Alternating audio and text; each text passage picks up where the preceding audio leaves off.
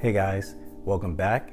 In today's video, we're going to be going over 3 tips that can help you pass your LS or Lcsw exam. Stay tuned. There are 170 questions on the exam and only 150 of the questions actually count on the exam. The first tip I have for you guys is do not stress over questions that look very unfamiliar on the exam.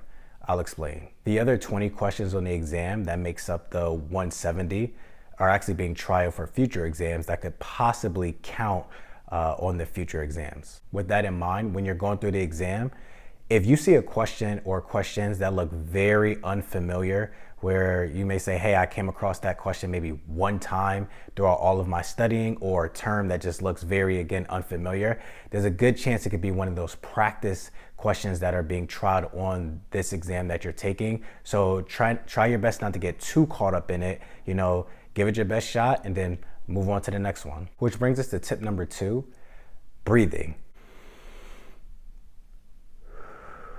So an issue I would have when taking these type of exams is I would just kind of speed read through it, and then I would read through the answer choices and then kind of be like, wait a second, what did I just read? Have to go back, reread it, and it was just a big time waster, honestly. Something I found pretty helpful was breathing after each sentence when reading the question step. So for example, if the question said, a social worker meets with a client in a school setting. Stop, breathe, let that information you just read really kind of sink in a bit, then go on to the next sentence within the question. When meeting with the client, you realize that the client is having a lot of difficulty at home. Again, give yourself a second for that sentence that you just read to really kind of digest a bit before you go on to the next sentence. That way you kind of put a pause on yourself and don't just kind of speed read through the question. I really found it helpful as I was able to retain the information that I just read a second ago and apply it to the answer choices so I can kind of juggle multiple things in my mind at once while I'm trying to figure out what is the best answer choice for this question. And tip number 3 I have for you guys, 2 a day keeps the anxiety away. Okay, maybe not fully, but on the days where you're not taking practice exams, I highly recommend and encourage that you do 2 practice questions a day. The reason why I say do 2 practice questions a day is because it keeps your mind in the exam state. Remember, we want to think like the exam.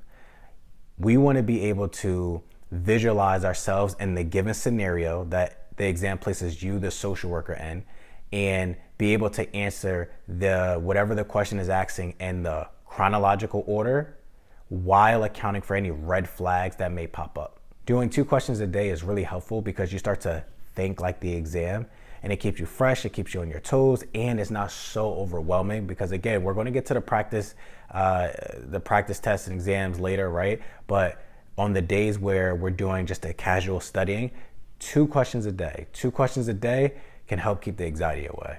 And I know some of us are probably thinking, hey, Ray, where do I get all these practice questions to take from, right? YouTube. Literally search on YouTube, LSW practice exam questions, Lcsw practice exam questions. I always call YouTube the visual Google because when we don't know something, we type something in on Google, it pops up. Same thing with YouTube, but now we have a full visual video for it. So search up those questions of Lcsw practice exam questions, and when you're watching a video and you're seeing all the questions, before they get into the explanation, pause it, try and answer for yourself, and then explain to yourself out loud why you picked that answer choice, and then hit the play button and allow whoever's video it is to kind of explain the rationale for why this is the right answer and not the other 3 answer choices. That can also be applied to any practice questions that we have. And when you're doing the 2 a day method, again, really stop, say out loud to yourself so we can stimulate the other senses, so we can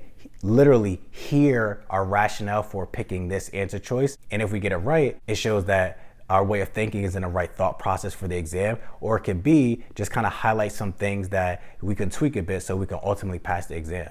That's it for today's video. Thank you guys for tuning in. And like always, See you soon. Take care now.